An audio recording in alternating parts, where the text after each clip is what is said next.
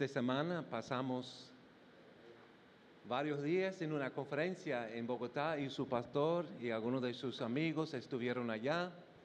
El pastor, los pastores de la costa, algunos fueron. Y entonces lo que yo voy a compartir con ustedes es algo que pudo presentar allá. En la primera hora vamos a hablar de la reforma, el protestantismo en Europa, pero en el siglo XVI. Y después del receso vamos a hablar sobre el protestantismo en América Latina, específicamente en el siglo XVI. Lo interesante es que yo sé que hay algunos hermanos bautistas aquí y la iglesia bautista, ustedes me corrigen si no estoy bien con las fechas, pero comienza más o menos 1609, ¿verdad? Holanda, Inglaterra y hay las grandes confesiones de Londres y cosas así. Pero antes de este tiempo, pues también habían hermanos y la fe fue continuada por todas las generaciones y llegó hasta aquí en Santa Marta. Ahora, voy a hacer una broma. ¿Me permite hacer una broma? Ay. Ya usted sabe que soy gringo, ¿verdad?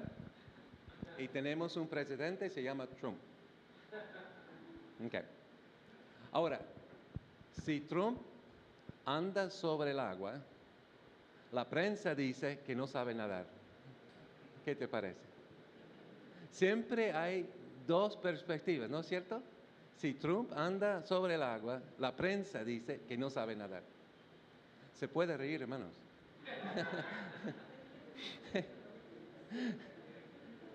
Pero siempre hay perspectivas diferentes en cuanto a la historia. Yo voy a enfocarme más en la historia. Nosotros podemos hablar de la Biblia, como la Biblia fue desarrollada en el siglo XVI en Europa. Podemos hablar de la teología, podemos hablar de la historia. Ahora, en cuanto a la Biblia, hay que entender, si estamos celebrando 500 años desde que Martín Lutero clavó las 95 tesis sobre la puerta del catedral o del castillo en Wittenberg, no había una Biblia en alemán. Él usaba la Biblia en latín. No había Biblia todavía en alemán. Eso viene más tarde. Eso viene en 1521, cuando es excomulgado de la Iglesia Católica Romana y por fuerza Dios usó la mala disciplina de la Iglesia Católica Romana, o sea, la Inquisición, que es horrible, pero Dios usó eso para forzar a Lutero salir lo que es llamado en aquel entonces la Iglesia Madre, que no es. La Iglesia Madre es la Nueva Jerusalén, Gálatas 4, 21 al 25, que la Nueva Jerusalén que está arriba es libre, es la madre de todos nosotros. La Iglesia Católica Romana no es la Iglesia Madre. Y uno teológicamente puede argumentar que a nivel administrativo del papado, de los obispos, ni era iglesia. Era una institución religiosa con elegidos, entre ellos como Martín Lutero. Porque en 1517, o hace 500 años, Martín Lutero todavía era monje, agustino, católico, papista, sacramentalista, dualista, o sea, tenía mucho para resolver. Pero el Señor estaba trabajando en su corazón. ¿En base de qué? Bueno, en base de la Biblia. Él era profesor de teología, eso fue en la universidad, eso fue su título, y él comenzó a leer en el griego la palabra de Dios. y vamos a leer el texto que cambió realmente a Lutero y al mundo. Romanos 1, 16 y 17. Porque no me avergüenzo del Evangelio, porque es poder de Dios para salvación a todo aquel que cree, al judío primeramente y también al griego. Porque en el Evangelio la justicia de Dios se revela por fe y para fe, como está escrito, mas el justo por la fe vivirá. La segunda canción que cantamos hoy habla del intercambio. Tremenda canción, hermanos y hermanas. Eso es muy bueno.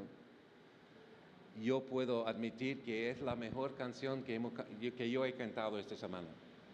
Y yo he estado en una conferencia, pero las palabras de este himno es tremendo, porque habla del intercambio que Jesús tomó nuestro lugar en la cruz de Calvario y ahora por fe en solo Cristo, ahora tenemos salvación. Es por fe, no por obras. Es por la gracia de Dios, no por otra razón. Es para la gloria de Dios, no es para glorificar al hombre y está basado en la sola escritura, en la palabra de Dios.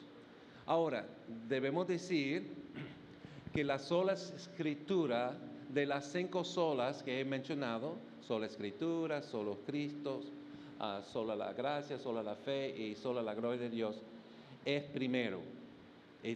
O sea, la reforma comienza con la palabra de Dios. Fue por estudiar la palabra de Dios que Lutero fue cambiado. Y no solamente una vez, no, el cambio es continuo. Hay que morir al pecado todos los días, ¿verdad? Hay que estudiar la palabra de Dios todos los días, porque la palabra es el instrumento del Espíritu Santo. Y se nota en los escritos de Martín Lutero que, mira, al estudiar la palabra de Dios, sus ojos fueron abiertos por el Espíritu Santo y, o sea, su vida cambió dramáticamente. Sin embargo, quedó dentro de la iglesia. Entonces, mi teoría es, el protestantismo luterano de Lutero comienza en 1517, pero la reforma no llegó hasta que salió de la Iglesia Católica Romana.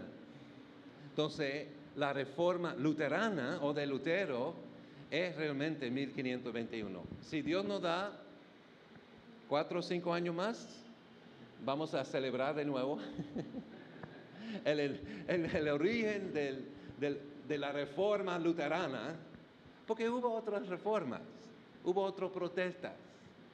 Ya los valdenses habían protestado y habían pagado con su vida en el siglo XII en la parte norte de Italia y Austria. Y por eso la Inquisición fue instituida en Francia para acabar con ellos.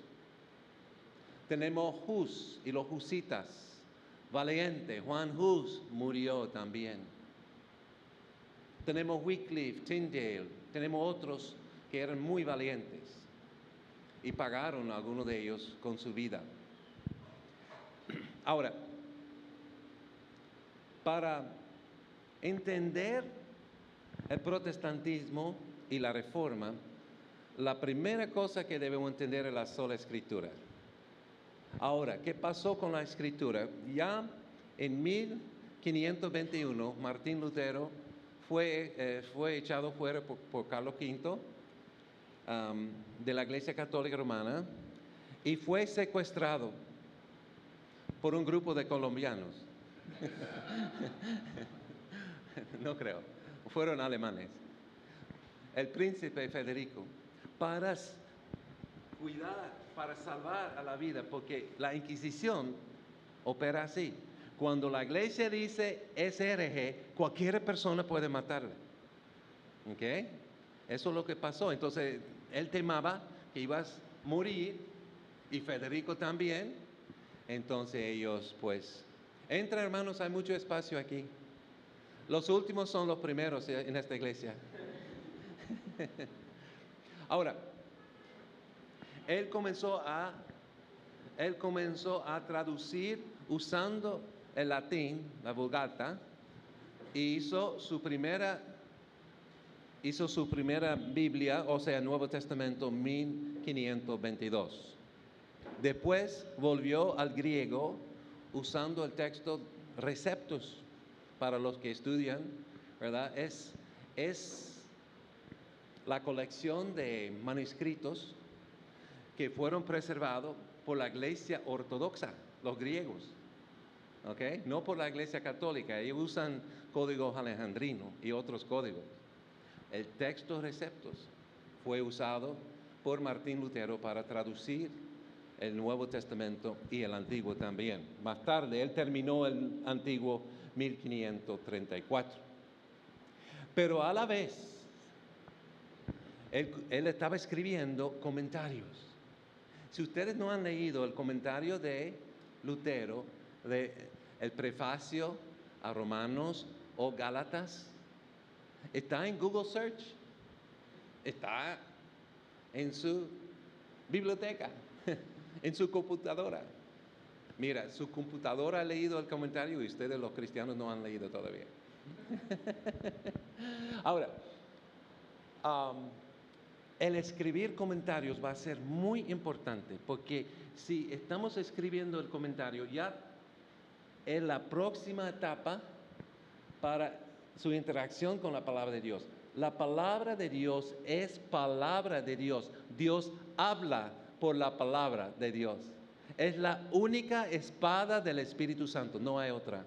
Hoy día piensa que la música es espada del Espíritu Santo. No. La única espada del Espíritu Santo, dice Efesios 6, es la palabra de Dios. Ahora, si hay música con la palabra, es poderosa. Pues doble sentido, no solamente la palabra, pero también nosotros usamos nuestra cultura para expresar e interactuar con la palabra de Dios y eso está bien. Por eso me gusta cantar los salmos. Tenemos un proyecto con MINS donde en Bolivia vamos a cantar los salmos, pero usando la Reina Valera y directamente, sin himnario, vamos al salterio de la Biblia. Y así con la Reina Valera, como un buen pentecostal, vamos a cantar los salmos.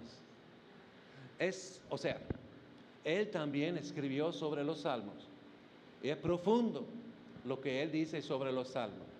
Ahora, Juan Calvino es el gran teólogo quien escribió más de 60 comentarios sobre más de 60 libros de la Biblia.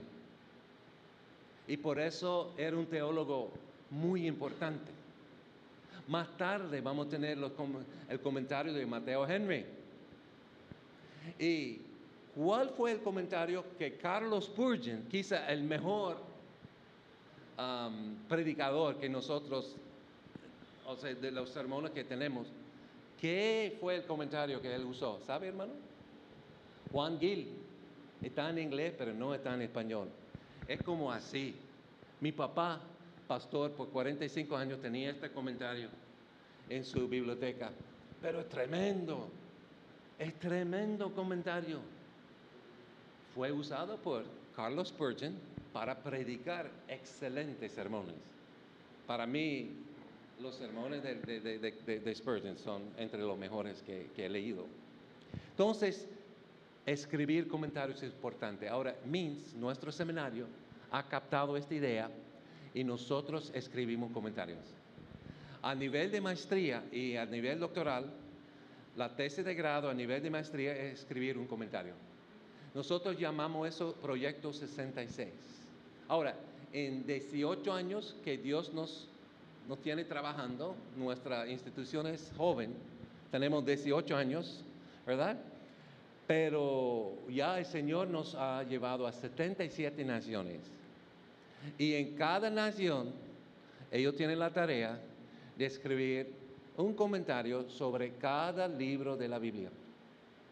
Aquí en Colombia, ustedes han escrito 24. Y eso está en la página de web, minsespanol.com. Escríbelo, por favor. En cuanto a la comunicación entre tú y yo, quizá la información más importante que puedo compartir. Mints, M-I-N-T-S, español sin ñ, español.com. Vaya a Colombia, 24 comentarios. Muy bueno. Ahora, a nivel mundial, por la gracia de Dios, tenemos más de 450 comentarios escritos. Es la actividad más intensiva de nuestra institución, el escribir comentarios. Y yo como profesor, me encanta leer los comentarios, porque siempre comienzo con los comentarios de nosotros, siempre tiene 8 lecciones, pero hay que cubrir todo el libro. Y en el primer capítulo se nota que el estudiante está luchando. Muchos son arminianos, o sea, humanistas, o, bueno, su teología no está muy bien definida. Y comienzan a interactuar con la palabra y mira cómo va creciendo. Y en el capítulo 8 ya son bien, o sea, fundado en la palabra de Dios. La palabra va a cambiarnos, ¿verdad? Y cambió a Lutero. El texto Romanos 1, 16, 17, más el justo por la fe vivirás. Aunque alguien me dijo que en Colombia hay una versión que dice que el justo por el café vivirás. Pero creo que la fe, ¿no? Es mejor, ¿verdad? Es la fe. El justo por la fe vivirás. La sola escritura es sumamente importante. Ahora, no tengo mapa aquí, pero vamos a usar lo que ya tenemos.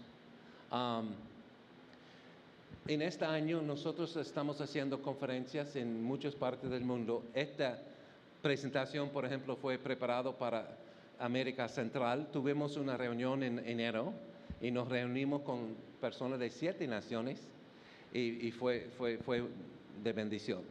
Entonces hablábamos del origen del protestantismo en Europa, en el Caribe, América Latina, origen de la cultura reformada y origen de educación ministerial y misionología. Nosotros como institución tenemos cursos en cada área. Y si ustedes quieren ver, yo tengo copias conmigo, pero están de nuevo en minsespanol.com. Nosotros en nuestra institución basamos casi toda nuestra reflexión en cuanto al protestantismo del siglo XVI. Ok, tenemos el famoso... no muestra. Sí, perdón. Tenemos famoso foto de Lutero, hombre muy serio. ¿Sabe por qué es tan gordo? Él fue condenado por la dieta de Worms. Dieta, ¿sabe lo que es? Worms en inglés es gusanos. Tenía una dieta de gusanos, por eso tan gordo. Otra broma, ¿se puede reír, hermanos? Dieta de gusanos, la dieta de Worms. Worms es la ciudad donde fue condenado. Ahora, la Inquisición fue la causa secundaria para la Reforma. Es que la Iglesia comenzó a matar a los santos, matar a los fieles. Entonces hay una confesión escrita por un mártir, se llama Guido de Bresse, él es de Bélgica, y escribió su testimonio y después que la Inquisición recibió su testimonio fue matado. Y en el artículo 28 él identifica, y nosotros los protestantes hemos usado eso en gran manera, identifica lo que es la iglesia. Hay una iglesia verdadera y hay una iglesia falsa. La iglesia verdadera predica la palabra de Dios, ejerce los sacramentos según la Biblia y se permite diferencias, pero hay que hacerlo bíblicamente. Y ejerce también la disciplina. Mientras que la iglesia falsa, La iglesia falsa tiene una autoridad encima de la palabra de Dios, como tradición o el Papa o sea lo que sea. Practica sacramentos no bíblicos y mata a los fieles. Wow. Pero es cierto que hay libro de Fox de los mártires y los menonitas anabautistas también tienen un libro sobre muchísimos mártires que lamentablemente algunos murieron por los protestantes, por los luteranos y reformados. Lamentablemente fue un gran error de meternos a este gran pecado contra el cuerpo de Cristo Jesús. Bueno, pero la Inquisición va a ser muy importante. Vamos a ver que en América Latina el genocidio de 2 millones de indios entre 1493 hasta 1545 por los conquistadores en Hispaniola, Puerto Rico, Jamaica, Cuba, es a mano de los conquistadores católicos romanos. ¿Okay? La Virgen que aparece en Higüey, la Altagracia de Higüey, República Dominicana, estaba hablando a favor de los españoles de los hispanos que estaban matando a los indios. ¡Wow! ¡Qué Virgen!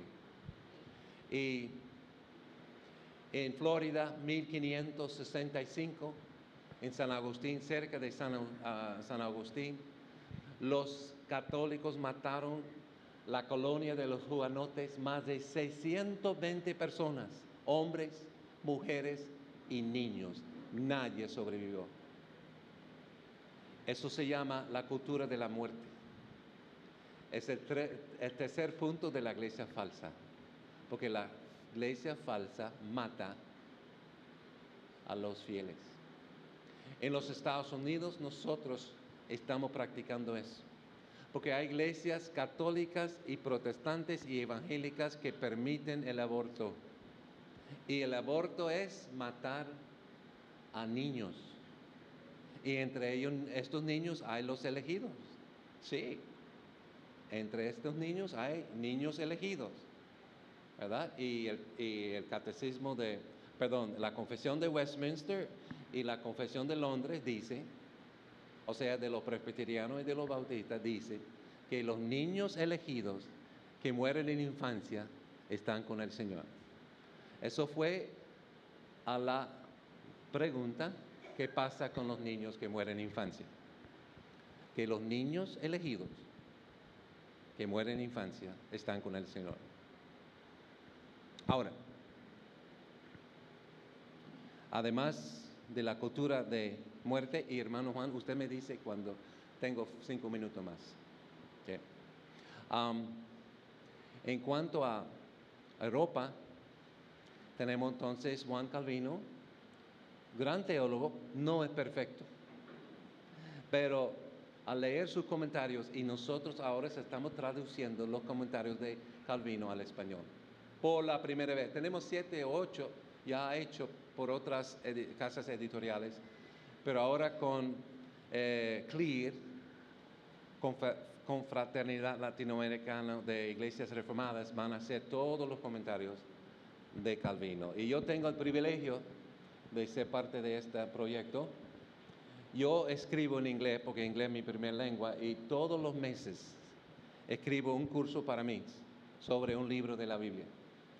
Es para disciplinarme, para estudiar la palabra de Dios. La obra más importante, hermanos y hermanas, para los siervos de Dios, para los misioneros, para los evangelistas, para los pastores, los ancianos, diáconos, es estudiar la palabra de Dios. Es lo más importante. Porque somos mensajeros, no de nuestras ideas, no de nuestra iglesia, no de nuestra cultura.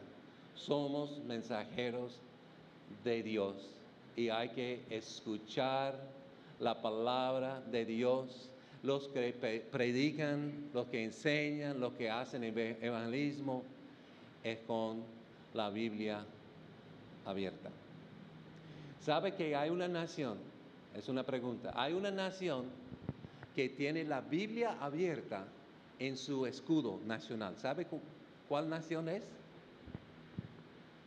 La República Dominicana. Mi esposa y yo éramos misioneros allá por 12 años. Y eso es una gracia que Dios ha dado a esta nación. Tiene la Biblia abierta. Y el hombre que puso esta Biblia abierta, Juan Pablo Duarte, era católico como Lutero, pero su mamá era creyente. La mamá era beatista, un creyente. Y el hombre estaba convencido que lo que la nación nueva, porque eso fue en el inicio de la nación de la República Dominicana, 1844, él puso la Biblia abierta en la bandera y todavía está abierta. Y esta nación es entre las naciones más reformadas en el Caribe y si no América Latina. No solamente eso, porque hay grandes predicadores, y uno de los predicadores es Sugel Michelin. Estuvo en la conferencia y esta tiene una unción, hermanos, de predicar que es tremendo. Yo lo conozco, tengo casi 35 años conociendo al hermano y siempre predica así. Eso es de Dios, hermano. Yo no soy así, ¿verdad? Yo no soy así porque Dios me tiene hablando una lengua que no nací con eso. A los 30 años tuve que aprender el español, ¿verdad? Pero Sugel sí, ¿verdad?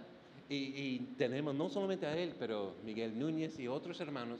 Y en el pueblo que el Señor me envió a trabajar, entre los inmigrantes haitianos, tenemos más de 100 iglesias donde en la República Dominicana, entre estos haitianos, se predica la palabra de Dios.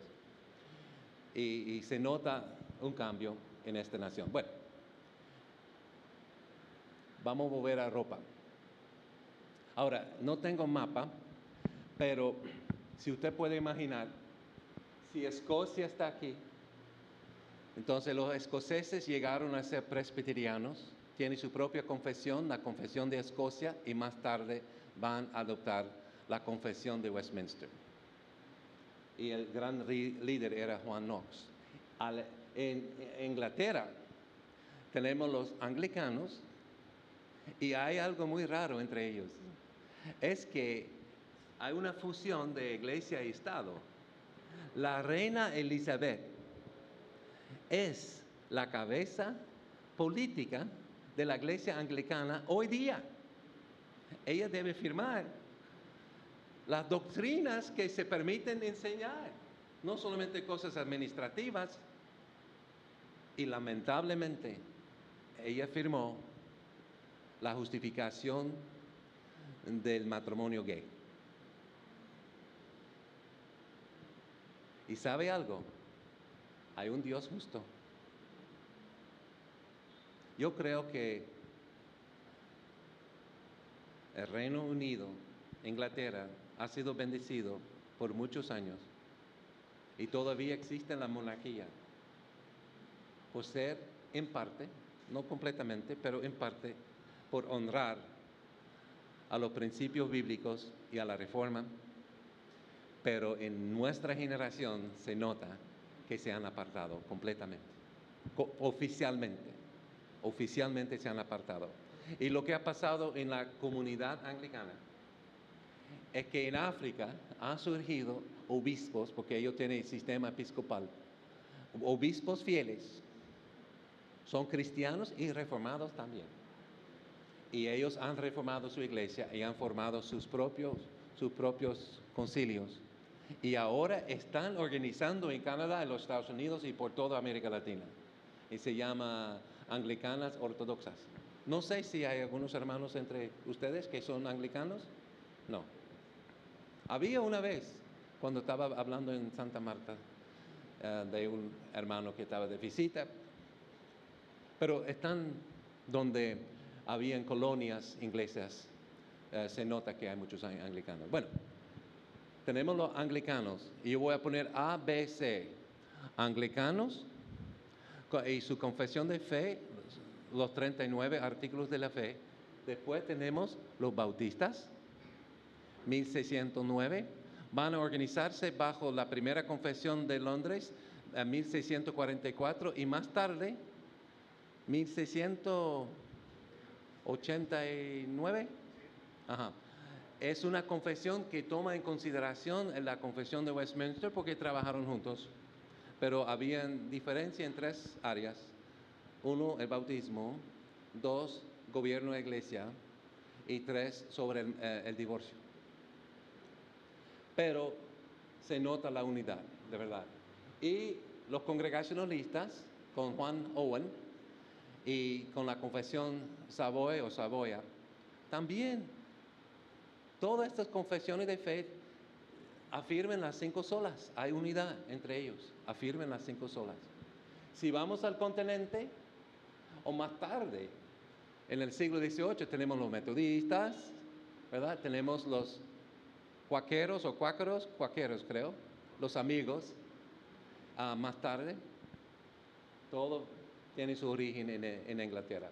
Pero en el continente, obviamente, tenemos los luteranos en Alemania y escriben su confesión confesión de Augsburgo, y los luteranos van a establecerse en Escandinavia, arriba. Los holandeses son reformados principalmente, aunque los menonitas comienzan allí también. Y en Suiza tenemos los reformados. En Francia tenemos los hugonotes. Los hugonotes en la parte sur fueron perseguidos y matados horriblemente. Más de 50,000 fueron matados en el masacre de San Bartolomé. Y tenemos los reformados en Hungría, los valdenses en la parte norte de Italia y Austria, los husitas que son antes del siglo XVI en el centro de Europa, y ellos van y por la persecución va a Alemania y son protegidos por un luterano que se llama el conde Nicolás von Zinzendorf, y forman la iglesia morava. La iglesia morava es muy importante porque esta iglesia es reformada en doctrina y es muy misionera. Envían en el siglo XVIII más misioneros por todo el mundo que todos los protestantes habían hecho en 200 años. Los moravos van a ser muy importantes. Y los moravos y iglesias bautistas, por ser congregacionalistas, crecieron más. Porque la autoridad local está en la iglesia, no está fuera de la iglesia, o sea, fuera de la congregación local. Ok.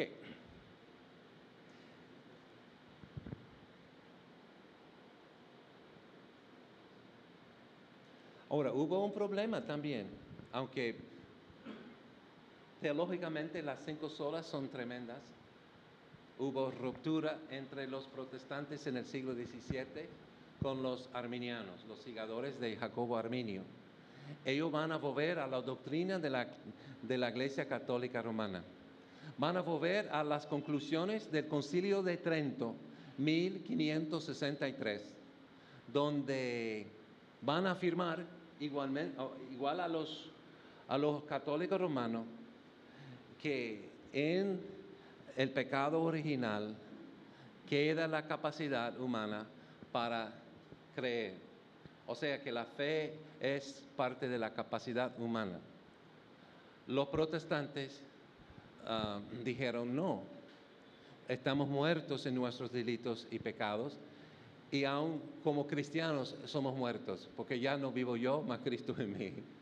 ¿Ok? O sea, muerto. Y los muertos no respondan. Entonces la fe para los reformados es parte del fruto del Espíritu Santo. La fe es obra del Espíritu Santo en nuestra vida. La fe, o sea, la regeneración, el renacer de nuevo, es antes de la fe. Entonces la fe es fruto de la regeneración, porque la fe es fruto del Espíritu Santo. Por eso la Inquisición no pudo quitar la fe a nadie. Trataron de quitar a la fe a los hombres, a las mujeres y hasta a los niños que tenían fe. No fue posible. Es imposible, porque la fe verdadera es obra del Espíritu Santo. Nadie puede quitar esta fe. Pero Arminio no pensó así. Él argumentaba que la fe es parte del libre albedrío y por eso es la condición por la cual somos elegidos. Los reformados enseñan que somos elegidos desde antes de la fundación del mundo. Y hermanos y hermanas, si ustedes han tenido dificultades con esta doctrina, vamos a resolverlo esta noche. Hay una explicación, no, eso es fácil. Hay una manera de explicar eso que nadie puede negar. Es que, hermanos y hermanas, solo Dios es eterno. Nosotros no somos eternos como Dios es eterno, somos inmortales. Nosotros y los ángeles, incluyendo Satanás, nosotros y los ángeles tenemos un comienzo, somos criaturas, pero Dios ha puesto la eternidad en nuestro corazón y no tenemos fin. Tenemos un principio en la concepción humana, pero no tenemos fin. Somos inmortales, pero Dios es eterno. Dios no tiene principio y no tiene fin. Y solo un Dios eterno puede elegirnos para la eternidad. Y solo un Dios eterno puede, antes de la fundación del mundo, destino, predestinación, destino, nuevo cielo, nueva tierra, nueva Jerusalén, puede predestinarnos a la gloria. Solo un Dios eterno puede llamarnos por la palabra de Dios. Solo un Dios eterno puede justificarnos. Solo un Dios eterno puede santificarnos. Solo un Dios eterno puede glorificarnos. Solo Dios es eterno. Punto cerrado. Nosotros no somos eternos, ni Satanás. Satanás no puede decir a Dios Padre, bueno, lo siento mucho por todo lo que he hecho, pero quiero vivir contigo para siempre, porque yo sé que el infierno es muy caliente. No. Ni nosotros podemos decir eso. Nosotros no somos eternos. Por ejemplo, me gusta tener millones de dólares, ¿verdad? Pero no tengo. Ahora, y si yo voy a prestar y vivir como si tengo millones de dólares, creo que voy a caer preso muy rápido. Así el hombre. Estamos bancarrota. No tenemos. Pero vino alguien quien pagó, es el gran intercambio que cantamos. El gran intercambio. Vino alguien que pagó mis deudas. Todas mis deudas, todas mis ofensas, pasado, presente, futuro. Porque el pecado me espera mañana también. Pero todos mis pecados, todas mis deudas con un Dios santo son pagados por la sangre de mi Señor. Pero mi cuenta está llena con las obras de Cristo, con los méritos de Cristo. Y eso es la obra del Espíritu Santo. Hermanos y hermanas, si usted cree en el Señor Jesucristo, su cuenta está llena. No diga eso a los teólogos de prosperidad. Porque ellos piensan que es dinero material, ¿no? Para nosotros no es dinero material. Aunque los diezmos y ofrendas están entre ellos, estos. Pero es la obra de Cristo contado a nuestra cuenta espiritual. Y ahora ya no vivo yo, el ladrón Cornelio Egeman, ya no vivo yo, mas vive Cristo en mí, por la unción del Espíritu Santo. Creemos que todos los cristianos, ¿qué quiere decir Cristo? Ungido, todos los cristianos viven según la unción del Espíritu Santo. Ahora, en la Reforma había el hábito de catequizar a los hijos y a la congregación. O sea, el papá y mamá sentaron con sus hijos, leyeron la Biblia, porque había Biblia ahora, y con un catecismo. Los catecismos no son católicos, hermanos. Es que los romanos copiaron de nosotros. Nosotros comenzamos con los catecismos. La iglesia anglicana tiene, la iglesia luterana tiene, la iglesia bautista tiene, los reformados tienen. Casi todas las tradiciones del siglo XVI tienen su catecismo. Westminster tiene en el siglo XVII. Ahora, en el catecismo, el papá debe enseñar a sus hijos. Qué tremendo. Y en la iglesia, por ejemplo, mi papá era pastor en una iglesia holanda por 45 años y tenía la predicación de la Biblia en la mañana y en la tarde era para enseñar a la congregación y usaron el catecismo de Heidelberg para estudiar la ley de Dios, los 10 mandamientos, las 6 peticiones del Padre Nuestro, los 12 artículos de la fe, el Evangelio, hablaron de los sacramentos y cada año de nuevo.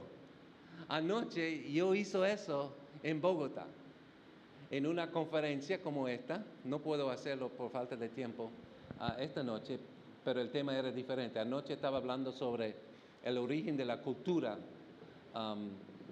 protestante y está basado en la ley, los 10 mandamientos y el Evangelio. Simplemente, muy simple. Pero enseñar a sus hijos, enseñar a la congregación, eso fue el estilo de los reformados y más tarde de los puritanos.